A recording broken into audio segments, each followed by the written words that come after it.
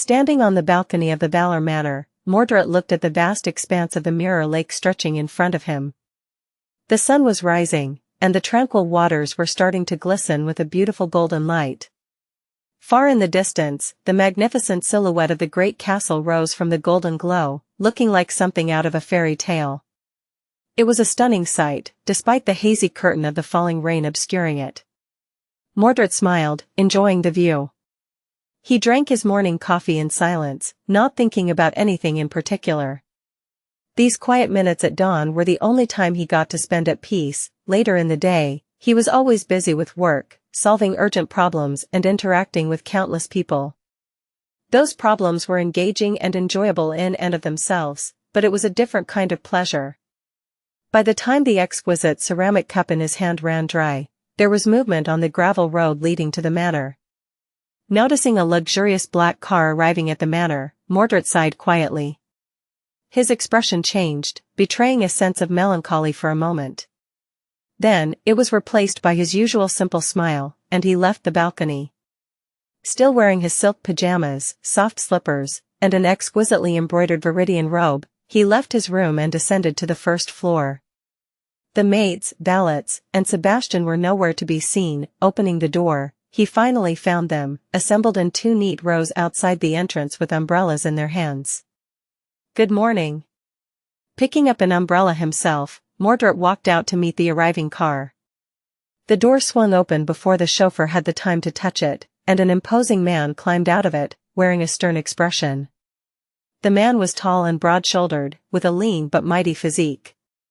He had dark hair and a thick, dignified beard.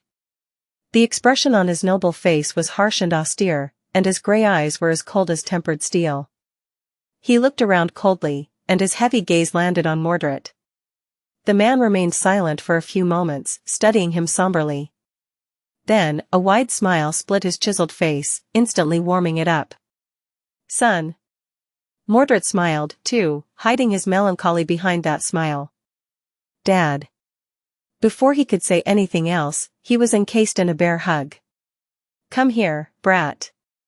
How long has it been since we last saw each other? You are still too skinny. Sebastian. What have you been feeding this guy?" Indeed, it was none other than Anvil, Mordred's father. "Where's Mom?" Anvil gave Mordred a conspiratorial smile and brought a finger to his lips. "Shoo. She fell asleep on the way from the airfield. Don't wake her just yet." Leaving the protection of Mordred's umbrella, he took a few steps toward the lake and inhaled deeply. Ah. The stench. I missed it. Looking back, he grinned. "Your mom and I have done some wonderful work in less fortunate places, and I wouldn't change it for the world. But nothing beats home, does it?" Anvil turned back to the lake and chuckled, taking in the sight of the castle. "Look at it, rising from the water. Just as magnificent as it has always been, well, maybe a little more magnificent now after the renovations are done." Smiling wryly, he finally returned to stand under the umbrella. "I hear the castle is opening to the public soon." "Mirage Museum, huh? Was that your idea?" Mordred nodded. Seemed sad, to just look at it from a distance. Always outside reach, and empty. Like a mirage. So, I thought I'd let people visit it and look around. Getting the city hall to cooperate took a lot of work, but you know how these things are. Anvil nodded. "I do. And hearing you say that, I'm happier than ever that I retired." Throwing his head back, he laughed. "Now, let's wake your mother up and go inside." His expression darkened a little. "I am sorry we couldn't come back earlier, son. That stuff with your sister, you two had us very worried. If not for Maddock promising to look after you and Morgan, we would have abandoned everything and returned immediately." Mordred smiled faintly. "Yes, Uncle was of great help. How about?" At that moment, his phone rang. Letting out a sigh, Mordred took it out of his pocket, looked at the screen, and accepted the call. "Yes. What is the matter?" He listened to whoever it was on the other side for a few moments, and then scowled. "What? What do you mean, they lost her?" what about? There was a muffled sound of a man's voice from the phone, and his expression became even more troubled. How is this possible? I was told that the hospital in question. After listening for a few more moments, he ended the call and remained motionless for a while, looking into the distance with a worried expression. Sensing his son's unease, Andal asked in a calm tone. What was that? Mordred flinched, then looked at his father silently.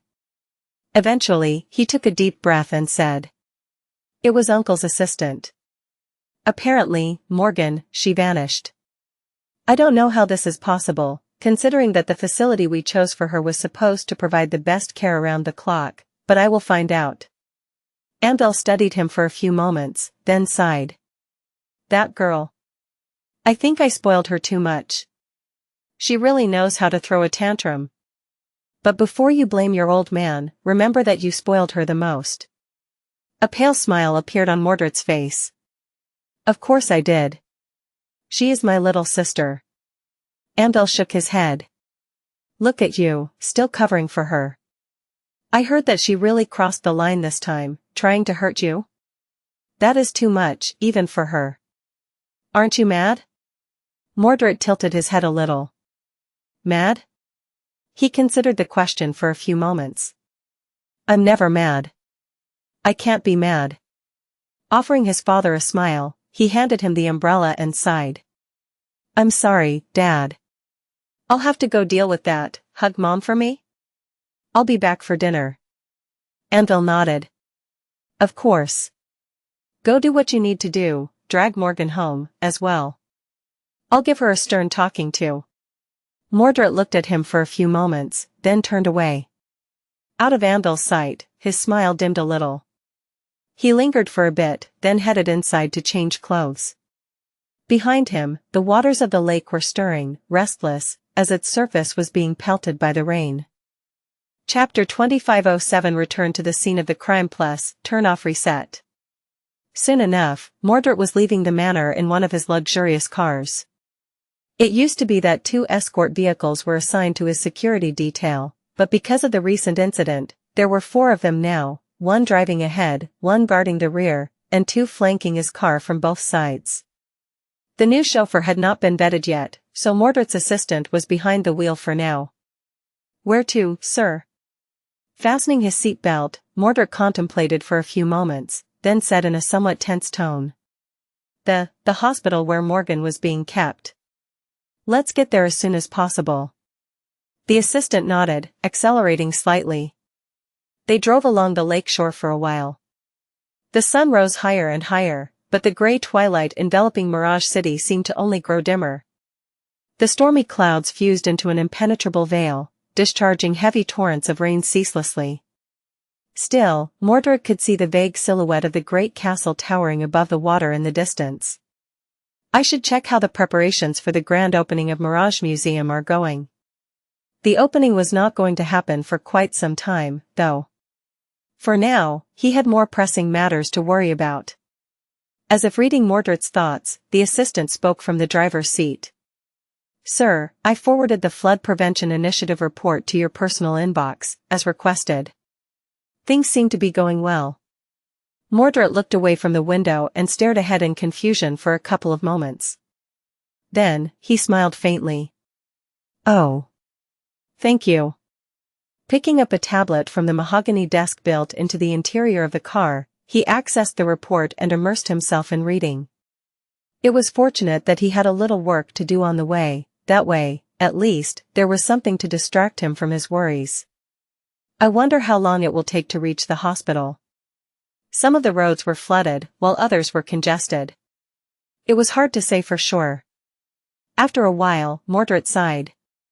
This can't be right. Who checked these numbers? The assistant looked at him through the rearview mirror. Oh. I was surprised, too. However, Valor Construction had already been mobilizing its forces in preparation for the reconstruction contracts that would follow after the floods. And they seemed to still have some surplus materials left after finishing up the dam restoration project. That was a big commission, as you know. They've been waiting for a new flagship project since then. Mordred nodded. I see. Then, he shook his head. Still, there must be a mistake in the report. Get me the original copy, on paper, oh, and let's order a minor audit of Valor Construction while we're at it. We are going to be working closely with the City Hall in the next few months, so it's better to prepare in advance and have all the numbers at hand. The assistant nodded. I will arrange it, sir. Mordred sighed and looked out the window once again. So many things were happening. Nothing had been happening for a long while, and now, everything seemed to be happening at once. The other was here. He actually came back. Morgan was behaving strangely. And then, there were the detectives. Actually, their presence. No, don't think about it. Don't. The assistant looked at him strangely. Did you say something, sir? Mordred offered him a pleasant smile. No. Let's hurry. Soon enough, they arrived at the hospital. The water was rising in this part of town, close to the northern dam, but the barricade of sandbags surrounding the building seemed to be holding for now. Workers in yellow raincoats were still scurrying to reinforce it, some wading through the water to drag the new sandbags from a truck that had broken down on the flooded parking lot. It was a lively scene. There was even a street musician playing a simple melody under a makeshift awning that the workers had raised. Please wait a few moments, sir. I'll find a dry place to park the car. The escort vehicles stopped first, letting out a small crowd of bodyguards. The assistant opened the door and held up an umbrella. Climbing out of the car, Mordred looked around and headed toward the hospital with confident steps. Oh. Go give that musician some change, and order hot meals and coffee to be delivered to the workers. The assistant disappeared with a bow. Entering the lobby, Mordred stumbled a little, and looked ahead with a stunned expression. There were two people waiting for him. The director of the hospital, he knew. Next to him, however, Mordred was more or less the most powerful and wealthy man in Mirage City. Due to the nature of his position, he had met and interacted with most of the local prominent figures, politicians, titans of industry, spiritual leaders, and the brightest stars of the art world, as well, actors and actresses, runway models, incandescent idols of the musical stage. But he had never once seen anyone as stunning as the woman standing silently next to the hospital director. Mordred had really considered himself immune to being stunned by someone's beauty, but at the moment, he found it hard to hide his shock. Wow. Still, his bafflement only lasted a second. A heartbeat later, he regained his composed expression. That composure was only outward, though, inwardly, his emotions were still in turmoil. Who can she be? The director bowed slightly, looking at him with a familiar sycophantic smile. Mr. Mordred, welcome. I wish that there was a more auspicious reason for your visit, but sadly, well, it is what it is. Oh, and this is Dr. Saint. She was in charge of Miss Morgan's treatment, so she would know best about your sister's mental state. Mordred blinked a few times. Your name is Saint? How fitting. He smiled. The stunning psychiatrist simply looked at him without saying anything. The absolute indifference of her gaze made him feel a little. Actually, Mordred did not even know how to describe how it made him feel. All he knew was that he vastly preferred her aloof disregard to the director's obvious desire to please. No one has ever treated me that way before. After studying the beautiful psychiatrist closer, Mordred noticed how tired and worse for wear Dr. Saint looked.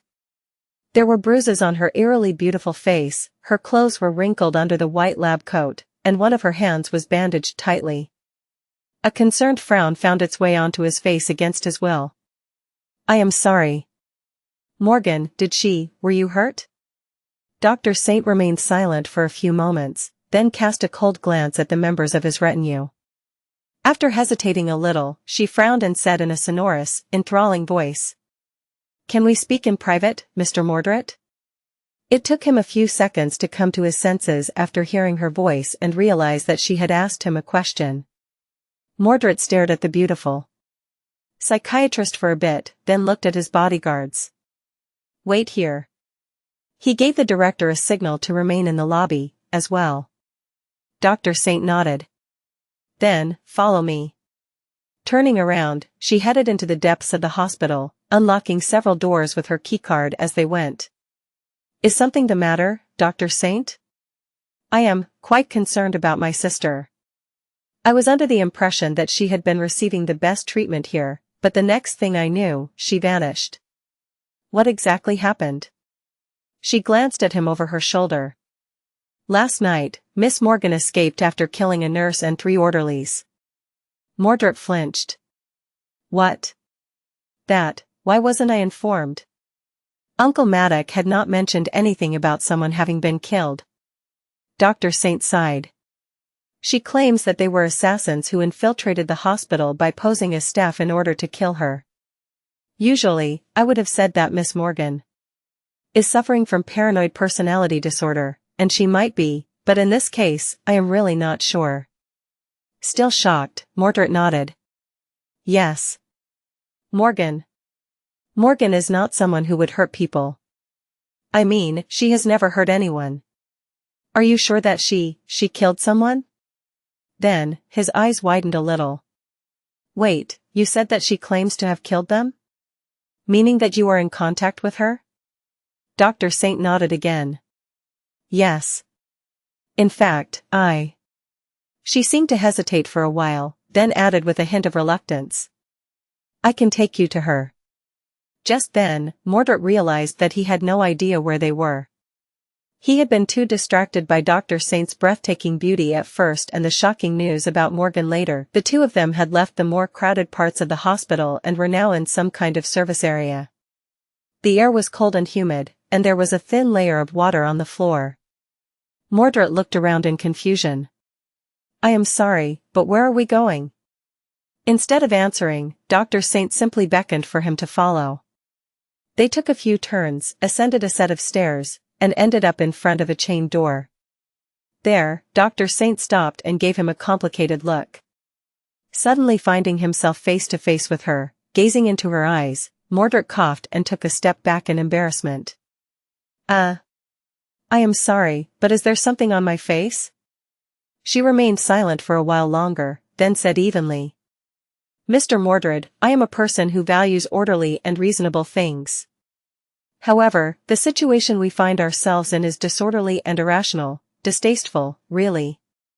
So, we can only follow our instincts and do what we think is best. Mordred blinked a few times. What is she? Dr. Saint sighed again.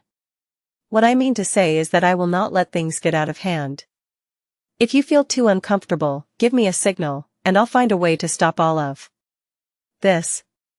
Mordred stared at her silently for a few moments with no expression on his face. Behind the composed facade, however, he was anything but calm. Eventually, he asked.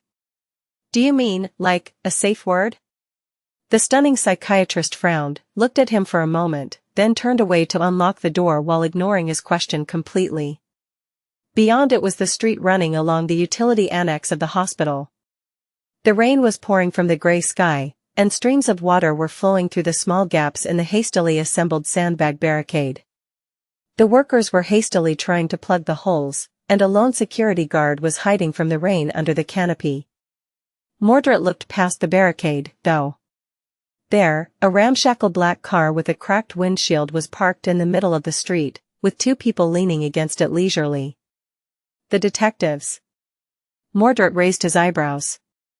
Detective Sunless? Detective Athena? What are you doing here? Detective Athena smiled. Oh, we just happened to be in the neighborhood. Detective Sunless smiled, as well. We're kidnapping you. His partner gave him a startled look. What? Hey, what happened to the plan? Weren't we going to lure him into the car peacefully? He cleared his throat, then offered her a shrug. Well, he asked. Mordred stared at them with an odd expression. Huh? Wait, so Dr. Saint. Suddenly, he wanted to fall through the ground. Mordred lingered for a few moments, then shook his head slightly. Oh. I am terribly sorry, detectives, but it would be very inconvenient for me to get kidnapped at the moment. I have to find my sister, you see. My parents are also visiting, there are floods in the city, and I need to plan a museum opening as well. So, with all due respect, once again, I am truly sorry, I will have to refuse. Mordred would have obliged the detectives some other time, but he was otherwise engaged today. So, he was not going to humor them. They could have just scheduled an appointment. Mordred offered them a polite smile. It was then that he felt something cold press against his back, and heard the sound of a pistol hammer being cocked. Looking over his shoulder, Mordred saw Dr. Saint looking at him with her beautiful, glistening eyes. One could drown in those eyes, but it seemed that she was holding a revolver against his back. The beautiful psychiatrist sighed, then winced in displeasure. Really, now? I must have lost my mind, too. She took a deep breath. Anyway, please get into the car, Mr. Mordred. You are being kidnapped, we are kidnapping you. Mordred tilted his head a little. On second thought, I can go for a ride. Huh. Sunny knew that Saint had agreed to cooperate with them, someone was trying to kill her, after all, and the two deranged detectives seemed to be the only thing standing between her and an early demise. He had also harbored no doubt that she would be able to separate the other Mordred from his security and lure the poor fool to this secluded service entrance. What Sunny had not expected, however, was that she would nonchalantly point a gun at the CEO of the Valor Group and tell him to get into the car in an even tone. Not that he was going to complain. Go Saint? The workers and the lone security guard did not seem to have noticed the gun yet. Interestingly enough, they weren't turning into glassy-eyed zombies yet, either, which was not that hard to explain. It was perfectly in character for a hot-headed detective with a grudge to forcefully take away a suspected murderer for interrogation. It was also in character for his inexperienced partner to go along with the plan. Usually, one of them would have been a maverick, while the other would have loved to do everything by the book. Both the other Mordred was out of luck. The detective duo he had invited into his life were both slightly unhinged. Apparently, it was also perfectly in character for Dr. Saint to point guns at people, as long as she considered it a reasonable development. With haste, Mr. Mordred. If you will. Sunny opened the passenger door and invited Mordred into the PTV. The luxuriously dressed CEO gave the old vehicle a dubious glance, then obediently climbed inside. Effie and Saint took the back seat while he looked around the ragged interior with a curious smile. How quaint. Detective Sunless, are you perchance an antique collector? Sunny, who had just put his hands onto the wheel, gave him a scathing glare. This guy. No. I'm just poor. Buckle up. Starting the PTV, he drove off at high speed. As the tires clung desperately to the wet asphalt, Sunny glanced at his passenger, remained silent for a moment, and said, Please make no mistake. Technically, we might be kidnapping you, but it is for your own safety. We have reasons to believe that there will be another attempt on your life, and we can't trust your subordinates. So, you might as well think about it as being taken into protective custody. No hard feelings, yes? The other Mordred smiled and assented too easily. Yes. Sunny frowned. Why was he being so accommodating? A powerful CEO was supposed to be arrogant and domineering, sort of like Morgan had been before the fall of Valor. Imagining trying to force her into a PTV made Sunny shiver. But since Mordred was being so amicable, Sunny glanced at him and then asked in a neutral tone. How's that seatbelt treating you? Comfortable? That's good. I'm not that comfortable, sadly, because my seatbelt is pressing against a stab wound on my side. I've been stabbed, you see. Oh, do you want to know who stabbed me? He turned his head a little and smiled darkly. I bet it was the same man who stabbed your driver to death. Oh my, does he not like the idea of anyone driving you around? The other Mordred met his gaze with a pleasant expression. I'm afraid I don't understand what you are talking about, detective. Sunny scoffed. Sure you don't. You did not probe to see whether my partner is really who she seems to be, either.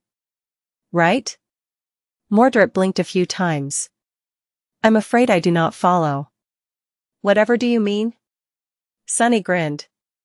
Cut the crap, would you? We know. We also know that you know. So, how about we have an honest conversation? About your other self, and where both of you come from, the real world. Mordred looked at him in utter confusion. I am, truly sorry, detective. I'm afraid I still can't grasp your meaning. Saint did not say anything, but Sunny could read what she wanted to blurt out from her expression, captured in the rearview mirror. Finally. A sane person. He pursed his lips. What is the point of playing games if everything is already in the open? If you are afraid to break character, don't be. Everyone in this car is real. You are the axis of Mirage City, anyway. The Castellan will probably change the Palace of Imagination to fit whatever you deem to acknowledge instead of punishing you for it. Mordred's pleasant smile grew a little forced. I am not playing games, detective. I am simply at a loss. You seem to be confused about something. Sunny threw a dark look at Effie, who just shrugged. I don't get why he's being that way, either. There's no reason to, unless there is something we are missing. Both of them looked at Saint. She shifted uncomfortably under their gazes. Have you considered that it is your actions that are abnormal, as opposed to Mr. Mordred's reaction?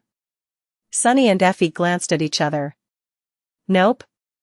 Never crossed my mind. Saint sighed. By then, the PTV had left the quiet neighborhood where the hospital was located and driven onto a freeway. Sunny pressed the pedal down, accelerating as he weaved between other vehicles. Mordred's security had to have discovered his disappearance by now. If all had gone as planned, they would have no chance to pursue, but it was still a good idea to hurry away. At that moment, Effie's communicator rang. She answered the call and listened to it for a few moments, then grimaced. Hey, Sunny. I have good news and bad news. He raised an eyebrow. Was that Morgan? She nodded. Yes. The good news is that we gave Mordred's bodyguards a slip. Sunny frowned. That is the bad news, then? Turning around, Effie looked back, at the swiftly moving expanse of the freeway. It seems like he had been followed from a distance by several unmarked cars. And unlike his security detail, these cars are already on our tail. Looking into the rearview mirror, Sunny sighed. Yeah. I know. I've been keeping an eye on them since we reached the freeway. Mordred raised an eyebrow. We are being followed? By whom? Sunny studied him for a moment, then shook his head. Who else? People who want to kill you, of course. Sunny could see 3 cars rushing through traffic to catch up to them, which did not mean that there weren't more. All 3 were nondescript and unassuming, but at the moment, they looked quite menacing. He sighed. Doesn't make much sense, does it? The other Mordred, who seemed oddly relaxed despite the threat to his life, lingered for a few moments and asked in a curious tone. What doesn't make sense, exactly? Sunny frowned. None of it makes any damn sense. By now, they knew that there was a larger conspiracy hiding behind the seemingly random nihilist killings. Still, the first 7 victims had been killed by the same lunatic. Their missing eyes hinted at that, at least. However, there was also the driver of the truck who had pushed Mordred's car into the river, as well as all the assailants from last night. And now, there seemed to be a large coordinated force trying to finish the job. Sunny grimaced. Hold on tight. This might be a bumpy ride. Pressing the pedal to the floor, he threw the PTV forward. Ack. Saint grabbed the assist grip and looked at him darkly. Detective Sunless, where did you learn to drive? Sunny grinned. The war-torn reaches of Antarctica. Spinning the wheel, he managed to just barely squeeze the PTV between 2 speeding vehicles and change lanes. With a bit of free road in front of him, he accelerated even more. The rain was pelting the cracked windshield, and the wipers were drowning as they fruitlessly tried to clear it. It was practically impossible to see what was ahead, and the headlights of the vehicles around them fused into red and white blurs. His black PTV raced across the freeway at a speed that would have usually been negligible to Sunny, but was now terrifying. The black vehicles roared, as if welcoming the mad race. It was met with outraged horns of surrounding PTVs, which fell behind in a matter of moments. Sunny weaved between lanes, taking over one vehicle after another with risky maneuvers. Their pursuers, sadly, were doing the same. He glanced into the rearview mirror briefly. "Do you know, guys?" He threw the PTV in front of a heavy truck, managing to swerve onto an exit ramp at the last moment. The curve of the ramp was too steep, however, and the left side of the black vehicles was stripped bare of a layer of paint as it slid along the concrete barrier with an ear-piercing screech. Recovering from being jostled, Sunny sent the PTV onto the streets of Mirage City and smiled. "This one time, my APC drove through a horde of nightmare creatures on a coastal highway, maneuvering between carriages of a derailed train, while a sinking battleship bombarded the mountains above us with artillery fire." There was the sound of something crashing behind them, and a car shattered the concrete barrier, falling from a height in a rain of debris. A moment later, it hit the asphalt and rolled, crashing into the wall of a nearby building as a pile of bent metal. But another car was already rushing down the ramp, eager to catch up with them. The other Mordred forced out a pale smile. "I don't really understand half of what you said, Detective. But you must be an incredible driver." Sunny glanced at him in confusion. "What? Oh, I wasn't the one driving. To be honest, I am not even certified as a vehicle operator."